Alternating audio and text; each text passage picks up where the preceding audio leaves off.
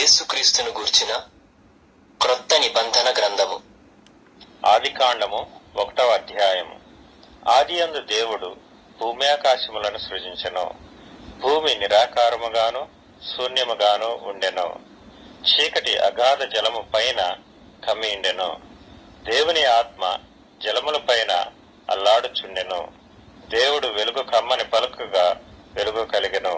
వెలుగు మంచిదైనట్టు దేవుడు చూచెను. దేవుడు వెలుగును చీకటిని వేరుపరచెను. దేవుడు వెలుగునకు పగలనియు చీకటికి రాత్రి అనియు పేరు పెట్టెను.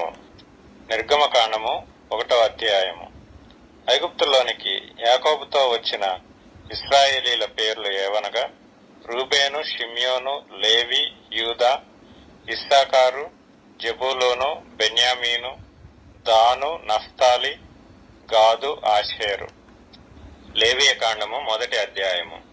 యెహోవా మోషేను పిలిచి ప్రత్యక్షపు గుడారములో నుండి అతనికి ఇలాగ సెలవిచ్చెను. నీవు ఇశ్రాయేలీలతో ఇట్లనము, మీలో ఎవరైనను యెహోవాకు బలి అర్పించినప్పుడు గోవుల మందలో నుండి గాని, గొర్రెల మందలో నుండి గాని, మేకల మందలో నుండి గాని దానిని తీసుకొని రావలెను. అతడు దహన బలి రూపముగా అర్పించున్నది